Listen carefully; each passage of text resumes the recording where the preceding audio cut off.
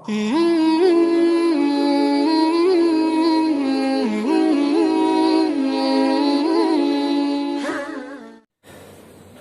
علیکم محترم ناظرین، اللہ رب العزت نے فرمایا لئن شکرتم لازیدنکم، اگر تم میرے شکر گزار بندے بنو گے تو ہم تمہاری نعمتوں میں اضافہ کرتے جائیں گے، بڑھاتے جائیں گے۔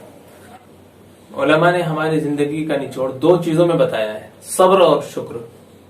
اور شکر کے بارے میں فرمایا کہ صبر سے زیادہ مشکل چیز شکر ہے۔ تو شکر کی تعریف یہ ہے کہ نفع پہنچانے والے کے نفع کو تسلیم کر لینا، مان لینا۔ لیکن شریعت میں شکر جس کے بارے میں اللہ رب العزت نے فرمایا کہ اگر تم شکر گزار بندے بنو گے تو ہم تمہاری نعمتوں میں اضافہ کریں گے، وہ شکر یہ ہے کہ اللہ تعالیٰ کی نعمتوں سے خوش ہو کر بندہ اللہ تعالیٰ کی محبت کو دل میں بٹھا کر دیگر بندوں کے پاس اپنے دل، زبان اور پورے وجود سے اس کی نعمتوں کا اظہار کرے، اس کی نعمتوں کا اقرار کرے۔ یہی ہے شکر۔ ایک واقعہ ہے کہ حضرت یونس علیہ السلام نے حضرت جبریل علیہ السلام سے کہا، اے جبریل، ہمیں اللہ کے اس بندے کے پاس لے چلیے جو نبیوں کے بعد سب سے زیادہ درجہ رکھتا ہو اللہ کے نزدیک۔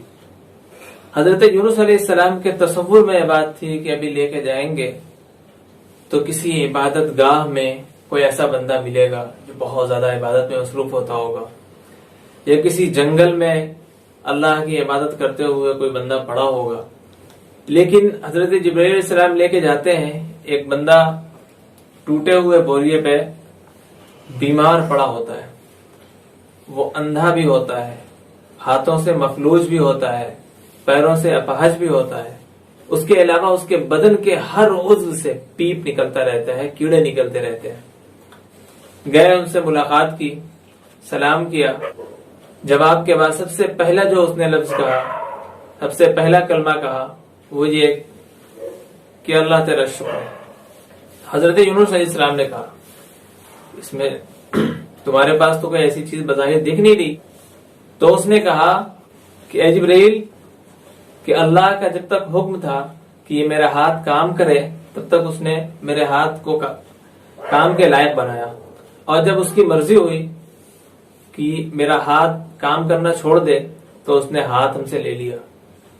اسی طرح اس نے جب تک چاہا کہ ہماری آنکھیں دیکھے تب تک تو ہماری آنکھوں میں بینائی رکھی، اور جب اس نے یہ چاہا کہ ہماری آنکھوں کی بینائی ختم ہو جائے تو اس نے لے لی۔ اسی طرح ہمارے پورے بدن کا حال ہے اور ہماری عیش و عشرت کا حال تھا۔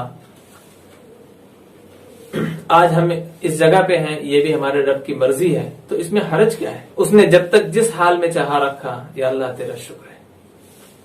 اس طریقے سے اس نے جب کہا تو حضرت یونس علیہ السلام نے کہا، حقیقت میں یہ بندہ نبیوں کے بعد سب سے زیادہ درجہ رکھنے والا ہے، اللہ کے نزدیک سب سے زیادہ محبوب ہے۔ ایک اور چھوٹا سا واقعہ ہے کہ حضرت عمر فاروق رضی اللہ عنہ حج فرما رہے تھے، طواف فرما رہے تھے حج کے ایام میں۔ تو دیکھا کہ ایک بندہ خانہ کعبہ کے غلاف سے لپٹ کر بہت رو رہا ہے، اور وہ دعائیں کر رہا ہے، اے اللہ ہمیں اپنے قلیل بندوں میں سے، تھوڑے بندوں میں سے ہمیں بھی بنا لے۔ تو حضرت عمر فاروق رضی اللہ عنہ طواف کرتے کرتے بیک رک گئے اور اس سے پوچھنے لگے کہ بھائی، میں نے تو بہت سے لوگوں کو دعا کرتے ہوئے سنا، دیکھا، لیکن تمہاری دعا ایک عجیب دعا ہے، اس کا کیا مطلب ہے؟ تو اس نے کہا کہ اللہ رب العزت نے قرآن کریم میں فرمایا، وَقَلِيلٌ مِّنْ عِبَادِيَ الشَّكُورُ، ہمارے بہت تھوڑے ہی بندے ایسے ہوں گے جو شکر گزار ہوں گے۔ ہم اسی کی دعا کر رہے ہیں کہ یا اللہ ہمیں بھی شکر گزار بندوں میں سے بنا لے۔ تو پھر حضرت عمر فاروق رضی اللہ عنہ نے اپنے لیے بھی دعا کرائی اور خود بھی وہی دعا کرنے لگے۔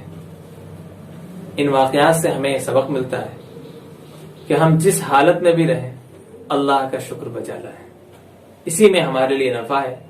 اگر ہم اس کی ناشکری کریں گے تو اللہ رب العزت نے اسی کے آگے فرمایا، وَلَئِن كَفَرْتُمْ إِنَّ عَذَابِي لَشَدِيدٌ، اور اگر تم ہماری ناشکری کرو گے تو جان لو شفقت اور محبت کے باوجود اللہ تعالیٰ اس انداز میں فرما رہا ہے، کہہ رہا ہے ان عذابی لشدید، ہمارا عذاب بڑا سخت ہے۔ یہ نہیں کہا کہ میں تمہیں عذاب دوں گا، بس آگاہ کرنے کے لیے ان عذابی لشدید، میرا عذاب بڑا سخت ہوتا ہے، اس بات کی طرف اشارہ کیا۔